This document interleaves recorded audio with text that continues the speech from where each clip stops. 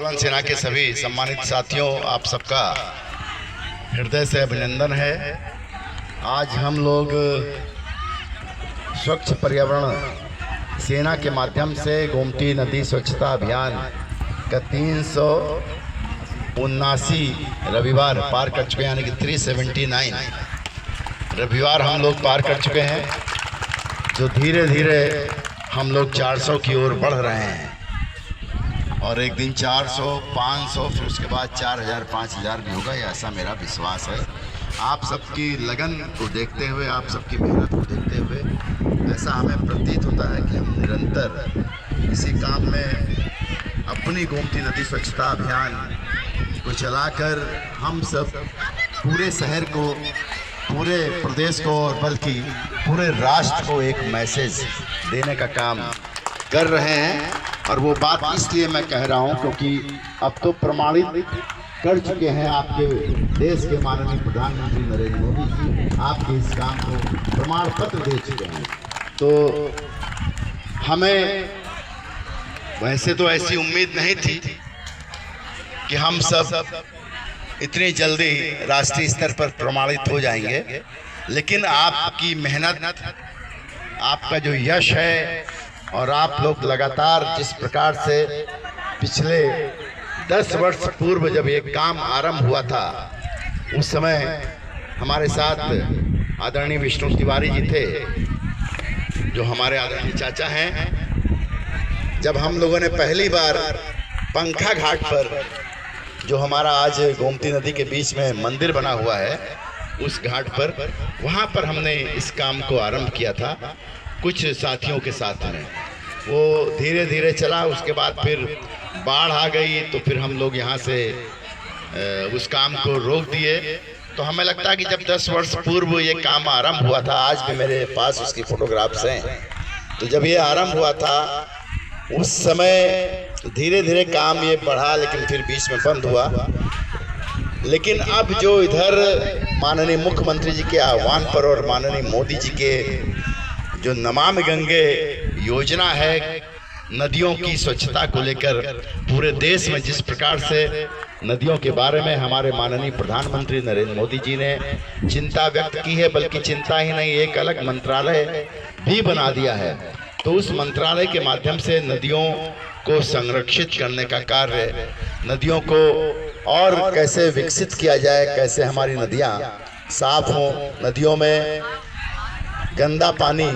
ना जाए, इस प्रकार की योजना बनाकर माननीय प्रधानमंत्री जी ने हमारे देश को एक काम सौंप दिया है। और वो कार्य निश्चित कहीं ना कहीं हम सबके भविष्य के लिए बेहतर काम है, क्योंकि अब से 20-25 वर्ष पहले पूरा का पूरा शहर गोमती नदी के ही जल का जो है इस्तेमाल करता था। लेकिन आज धीरे धीरे सरकारें अपने जो सरकारों का विकास कार्य है उसमें उन्होंने नदियों के बारे में कभी चिंता नहीं की। नदियों में जो गंदा पानी लगातार आ रहा है उसके बारे में भी चिंता नहीं की, और वो चिंता आज बड़े कोड़ के रूप में तब्दील हो गई है। आज हमारी नदी जो पूर्ण रूप से प्रदूषित हो गई, जहाँ पर एनजीटी की रिपोर्ट कहती है कि नदी के तट पर जाकर उसके पानी का इस्तेमाल करना तो दूर, नदी के तट पर खड़ा रहना भी हम सबके स्वास्थ्य के लिए हानिकारक है। इन सबको धत्ता बताते हुए स्वच्छ पर्यावरण आंदोलन सेना के एक सैनिक ने नदी के अंदर जाकर नदी के तलहटी से तमाम हजारों कुंटल कचरा निकालने का काम किया है। तो कहीं किसी से एक चैलेंज को स्वीकार किया, जो चैलेंज एनजीटी ने दिया कि नदी के पास,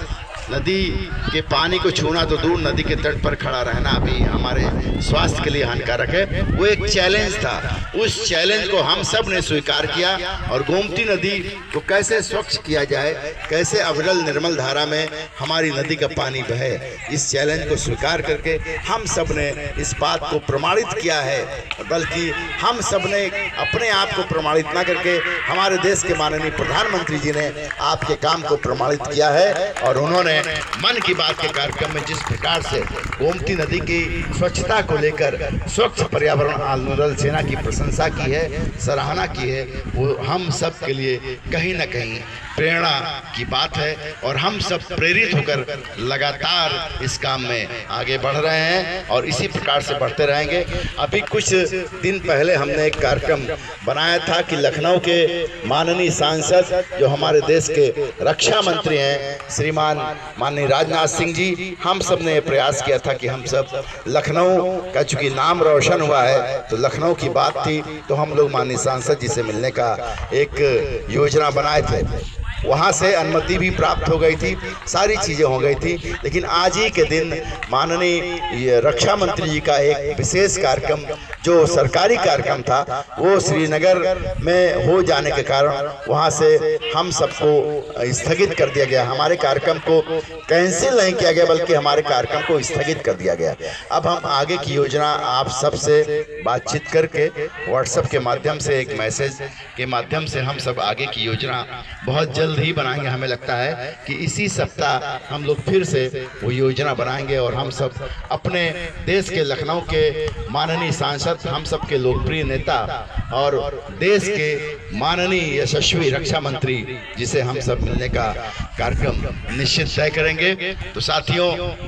इन्हीं बातों के साथ में एक बार आप सबको पुनः